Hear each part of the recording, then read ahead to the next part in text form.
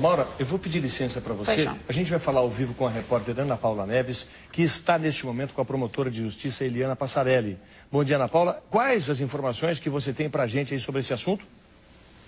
Brito, bom dia a todos. Bem, como não existe uma delegacia especializada em pedofilia, a recomendação é que quando houver a suspeita de que a criança está sofrendo abuso sexual, que o responsável por aquele menor procure um promotor da vara da infância e da juventude. Agora, se houver um vestígio, qualquer sinal de que aquela criança foi abusada naquele momento, Brito, aí a recomendação é que procure uma delegacia para que a prisão seja feita em flagrante e a criança faça também o exame de corpo de delito, que é a grande prova para colocar esse pedófilo atrás das grades. Eu converso agora com a promotora de justiça, Eliana Passarelli. Qual é a pena para uma pessoa que comete esse crime tão brutal?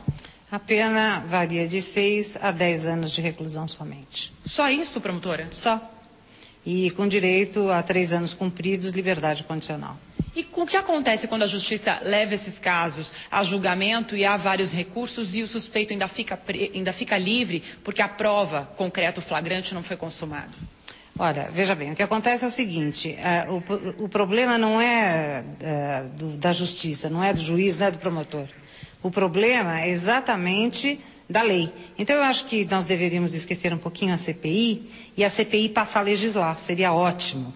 A promotora diz que, então, a lei que hoje existe no Brasil, ela protege pedófilos. Com certeza, de 6 a 10 anos, com uma liberdade condicional de 3 anos, na metade da pena já pode ir para a rua, que é atentado violento ao pudor ou estupro, desculpe, é ridículo. Aliás, eu até quero parabenizar a Maula pela coragem que ela teve, né, pela vontade e vigor que ela tem em relação a tudo isso, e que ela compre essa briga mesmo, e creia que essa briga está comprada, inclusive, pelo Ministério Público do Estado de São Paulo. Tenho certeza disso. A Maura falou sobre a questão de uma pessoa da casa em que ela foi adotada. É assim mesmo. Então, o criminoso, o pedófilo, é uma pessoa na qual a criança, de fato, confia. Sem dúvida. Normalmente, todos os nossos casos, grande parte, maioria, eu diria 99%, são de pessoas da casa e pessoas que se avizinham da casa, pessoas que frequentam a casa. E o que se passa é exatamente isso, acredite na criança. E aos juízes e aos promotores, principalmente, incumbe fazer com que esta crença da criança seja levada adiante e se torne um processo crime e que dê realmente em alguma pena. Mas sem CPI, né? Brito? Eu quero fazer uma pergunta para a promotora Eliana Passarelli, que fala ao vivo com a gente aqui, mas antes eu quero fazer um pequeno resumo para as pessoas que estão chegando aqui no Hoje em Dia sobre essa discussão a respeito da pedofilia. Mostramos uma reportagem com vários casos pelos sites de relacionamento, eles atacam também porque existem redes de pedofilia. É difícil de você reconhecer, eu diria impossível de reconhecer uma pessoa pelo seu comportamento, se é pedófila ou não, porque em geral são pessoas que levam vida dupla, e nós estamos recebendo aqui a Maura de Oliveira, que hoje é escritora, ela tem uma ONG que trata desse assunto, que combate a pedofilia, mas ela, quando criança foi adotada e dentro da casa dessas pessoas que a adotaram, foi seduzida, foi violentada por duas pessoas desta mesma família. Superou todos esses traumas, evidente que muitos ainda ficaram, mas hoje ela tem forças para lutar contra a pedofilia. E a Maura disse pra gente agora há pouco que é preciso, em primeiro lugar, ter consciência de que o filho não será criado numa redoma de vidro. Não dá para dar proteção de 100% para o filho, ele é criado para o mundo. Então, com essa coisa na cabeça, você precisa conversar muito com os seus filhos, ver como é que é o dia a dia dele, na escola, na casa dos amigos, ficar a par de tudo que acontece com os seus filhos. E acreditar na criança, como disse a Maura, porque a criança conta tudo. E disse também a promotora Eliana Passarelli, a quem eu faço a seguinte pergunta, porque a senhora criticou aí a nossa legislação, uma pessoa presa por pedofilia pode ficar 6, 8 anos no máximo presa, depois é solta. Alguém que tem esse desvio de caráter, de conduta, esse transtorno sexual, tem recuperação? Depois de 8 anos a pessoa pode sair de uma prisão recuperada? Se for de uma prisão comum, Brito, não. Porque as nossas prisões não estão preparadas para tratar de pervertidos. Se for de uma prisão especial, onde há um psicólogo atento a isso, como é o caso do presídio Romão Gomes, ele pode sim sair recuperado. Agora, promotora, Brito também, a todos aí do estúdio, o Brito fala em uma pessoa que tem algum distúrbio. É no que a senhora acredita também, que os pedófilos eles sofrem de algum distúrbio, ou é pura vontade mesmo de experimentar uma outra opção sexual? Não, eu não acredito em desvio de transtorno sexual, não. Eu acredito em perversidade mesmo, em mau caratismo, e a pena tem que ser aplicada com todo rigor, coisa que não é. Normalmente não é. Então, nós temos que vigiar constantemente, principalmente os pais, né, vigiar os seus filhos no sentido constante mesmo da palavra. Até em relação aos empregados que colocam em casa. E quando não tem empregados, que deixe com o vizinho para poder trabalhar. Quer dizer, quem é esse vizinho? Quem é essa vizinha? Quem é que vai tomar conta? Quem é o filho da vizinha? Quem é a filha da vizinha? Essa é a realidade. Né? Nós não podemos fugir. E essa coisa de Orkut, essa coisa de internet, os pais também abandonam os filhos em relação a isso, deixando-os à vontade para que façam o que bem entendam.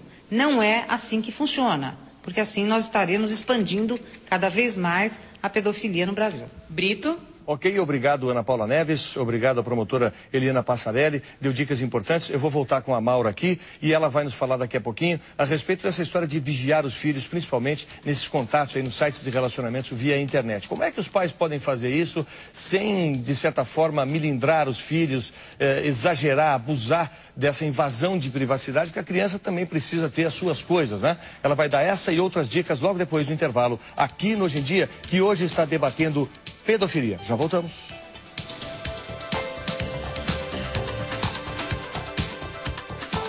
De volta com Hoje em Dia aqui pela Rede Record de televisão, falando sobre pedofilia e recebendo aqui a Maura de Oliveira, que hoje ela tem uma ONG chamada Life, que milita contra os pedófilos. Ela, que na infância foi adotada e acabou sendo vítima de pedofilia dentro da casa dos pais adotivos. Mas ela deu a volta por cima. Hoje ela tem um projeto chamado A Menina de Ontem nas Escolas, inclusive aprovado pela Organização das Nações Unidas, vai a escolas, faz palestras, isso é importante, porque pais precisam abrir o olho. Ela me contava aqui o seguinte: de repente nessas redes de relacionamento, o pedófilo ataca, consegue identificar uma criança de 6, 7 anos de idade, mente que tem a mesma idade dessa criança, começa a querer se aproximar dessa criança, demonstrando os mesmos interesses, até que em algum momento os pais vacilam e esse pedófilo consegue ficar a sós com a criança. Na prática é isso que acontece.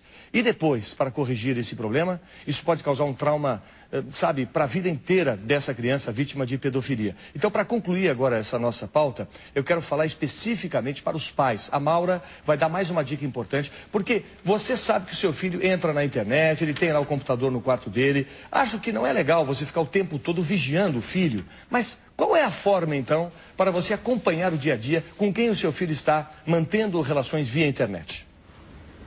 Olha, não é necessário que uma criança tenha um computador dentro de um quarto e fique com o quarto trancado. O pai não está dando ao filho privilégios, concedendo algo assim.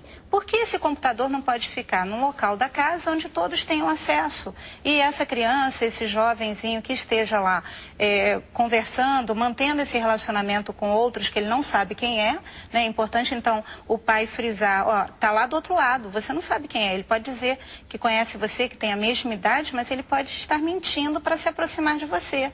Então, acho muito interessante que vocês façam reuniões em casa e comecem uma nova vida. Olha, o perigo está aí. E a mãe pode não poder te proteger se esse pedófilo chegar e te levar e te conduzir.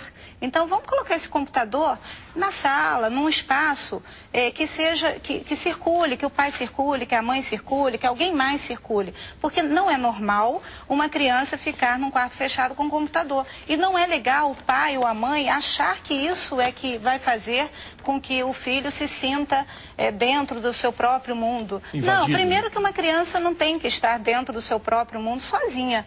A criança não tem discernimento para compreender ainda o que é certo e o que é errado. Muitos pais hoje estão dando tudo, aprovando tudo, para se verem livres da própria responsabilidade. Então não adianta chorar depois.